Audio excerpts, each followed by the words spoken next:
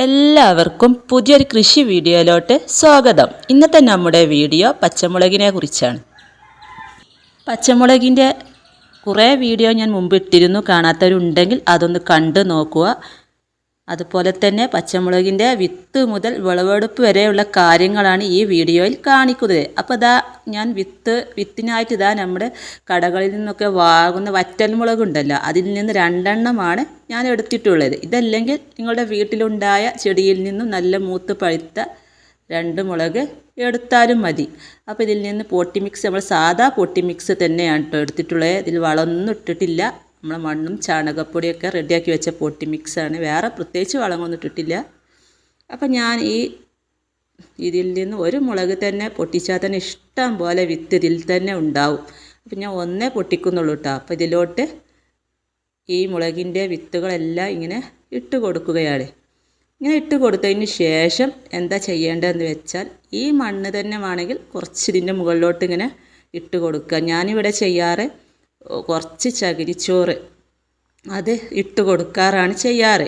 ഈ വിത്തൊക്കെ ഒന്ന് മൂടുന്ന രീതിയിൽ ഈ ചകിരിച്ചോറ് ഇട്ട് കൊടുക്കും. എന്നിട്ട് നല്ല പോലെ നനച്ച് വെക്കുക. ഒരു 4-5 ദിവസം കൊണ്ട് എല്ലാ വിത്തും മുളച്ച് വന്നിരിക്കും. ഈ രീതിയിലാണ് ഞാനിവിടെ വിത്ത് പാകാറ്. ഇനി നിങ്ങൾക്ക് വേണമെങ്കിൽ വിത്ത് സൂഡോമോണസ് ലായനിയിൽ കുറച്ച് നേരം ഇട്ട് വെച്ചതിന് ശേഷം അങ്ങനെയും പാകിക്കൊടുക്കാം. ഇങ്ങനെ പാകിയാലും വിത്തെല്ലാം മുള വന്നിരിക്കും. അപ്പോൾ അങ്ങനെ പാകി കിളിർപ്പിച്ച തൈകളാണ് ഇതൊക്കെ. സീഡിങ് ട്രേയിൽ പാകി കിളിർപ്പിച്ച തൈകളാണ്. അപ്പോൾ ഇതിൽ നിന്ന് നമുക്ക് തൈകൾ പറിച്ച് നടേണ്ട ഒരു സമയമായിട്ടുണ്ട്. അപ്പോൾ അതെങ്ങനെയാണെന്ന് നോക്കാം. ഇതിൽ നിന്നും ഓരോ തൈകളായിട്ട് നമുക്ക് ഗ്രോ ബാഗിലോ ചെടിച്ചട്ടിയിലോ ഒക്കെ നട്ട് കൊടുക്കാം. അപ്പോൾ അതിനായിട്ട് ഞാനിവിടെ മണ്ണൊക്കെ ഒരുക്കി വെച്ചിട്ടുണ്ട്. കുമ്മായമൊക്കെ ഇട്ട് ട്രീറ്റ് ചെയ്ത് 12 ദിവസം കഴിഞ്ഞതിന് ശേഷം ഇതിലോട്ട് ചാണകപ്പൊടി, എല്ലുപൊടി, വേപ്പിൻ പിണ്ണാക്കി എല്ലാം ഇട്ട് റെഡിയാക്കി വെച്ച പോട്ടി മിക്സാണിത്. ഇനി നമുക്ക് ഈ തൈ ഇതിലോട്ട് നട്ട് കൊടുക്കാം.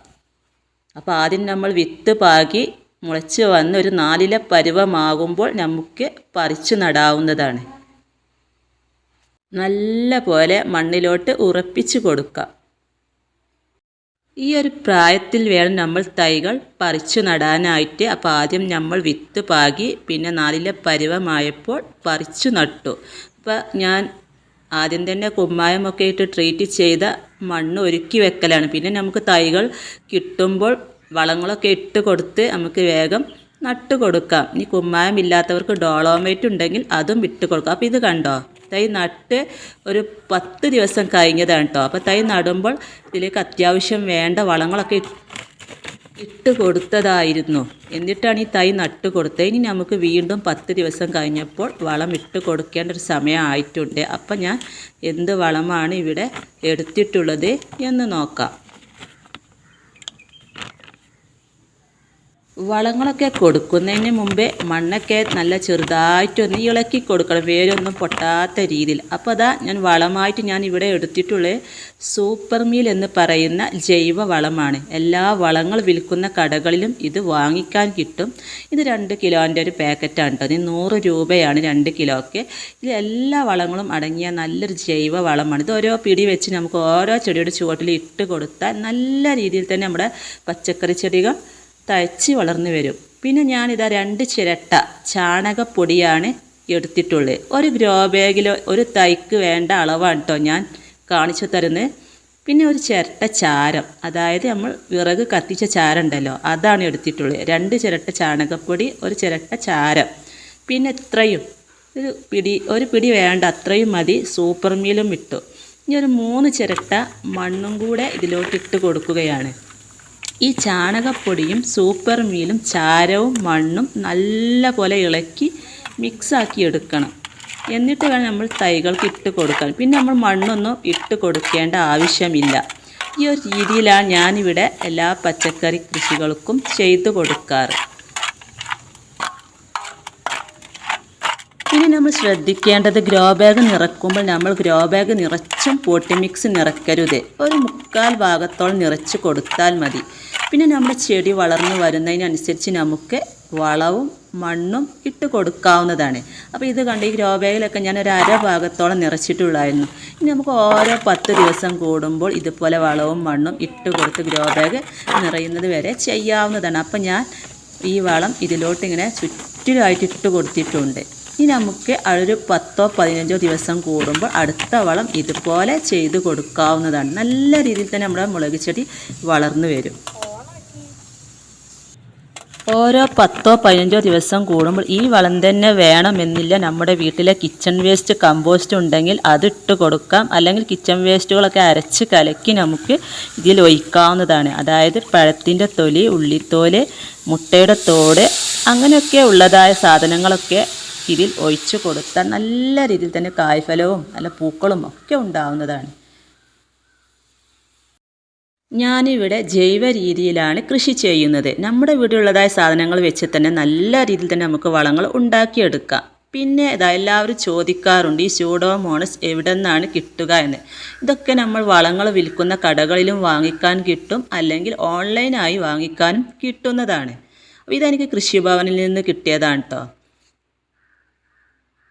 ഈ സ്യൂഡോമോണസ്, അതുപോലെ വേപ്പെണ്ണ, ബിവേറിയ, സൂപ്പർ മിൽ, ഇതെല്ലാം നമുക്ക് വളങ്ങളൊക്കെ വിൽക്കുന്ന കടകളിൽ വാങ്ങിക്കാൻ കിട്ടും, അല്ലെങ്കിൽ ഓൺലൈനായിട്ടും വാങ്ങിക്കാൻ കിട്ടും. അപ്പോൾ ഈ സ്യൂഡോമോണസ് എങ്ങനെയാണ് ഉപയോഗിക്കുന്നത് എന്ന് വെച്ചാൽ 1 ലിറ്റർ വെള്ളം എടുക്കുക. അതിലോട്ടൊരു 20 ഗ്രാം സ്യൂഡോമോണസ് ഇട്ട് കലക്കിയതിന് ശേഷം ഇതുപോലെ സ്പ്രേ ബോട്ടിൽ ഒഴിച്ച് കൊടുക്കുക. എന്നിട്ട് നമുക്ക് ചെടികളിൽ ഇതുപോലെ തളിച്ച് കൊടുക്കുക. ഓരോ 10 ദിവസം കൂടുമ്പോൾ ഇതിൻ്റെ ചുവട്ടിലും ഒഴിച്ച് കൊടുത്താൽ വാട്ടരോഗത്തിൽ നിന്നൊക്കെ നമ്മുടെ ചെടിയെ രക്ഷിക്കാനായിട്ട് സാധിക്കും. ഈ സ്യൂഡോമോണസ് ലിക്വിഡായിട്ടും വാങ്ങിക്കാൻ കിട്ടും. ലിക്വിഡായിട്ടാണ് വാങ്ങിക്കുന്നത് എങ്കിൽ 5 ml എടുത്ത് 1 ലിറ്റർ വെള്ളത്തിൽ കലക്കിയതിന് ശേഷം ചെടികളെ നല്ല രീതിയിൽ തന്നെ സ്പ്രേ ചെയ്ത് കൊടുത്താൽ മതി.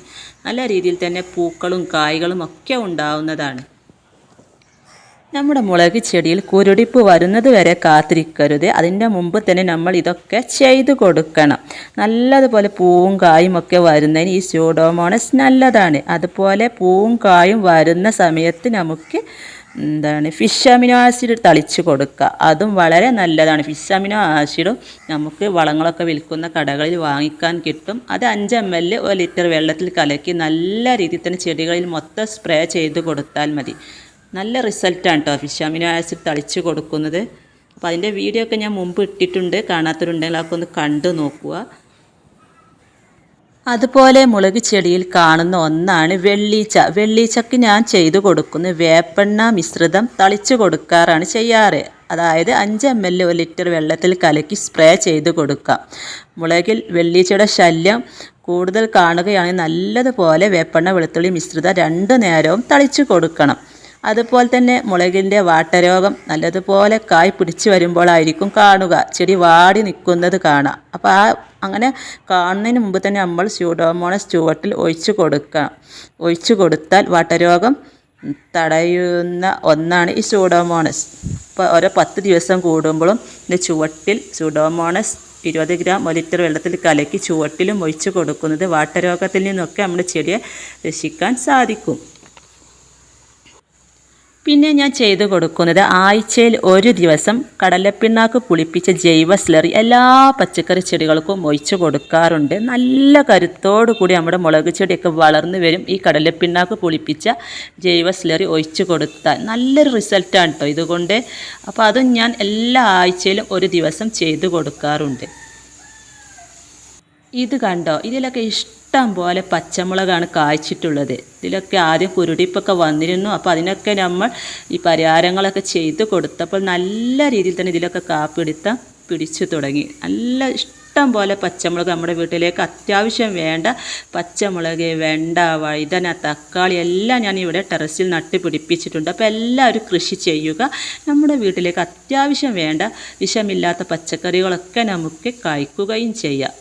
അപ്പോൾ ഇന്നത്തെ വീഡിയോ ഇഷ്ടമായ ലൈക്ക് ചെയ്യാനും ഷെയർ ചെയ്യാനും കമൻറ്റ് ചെയ്യാനും മറക്കരുത്. ചാനൽ ആദ്യമായിട്ട് കാണുന്നവരുണ്ടെങ്കിൽ ചാനലൊന്ന് സബ്സ്ക്രൈബ് ചെയ്യുക.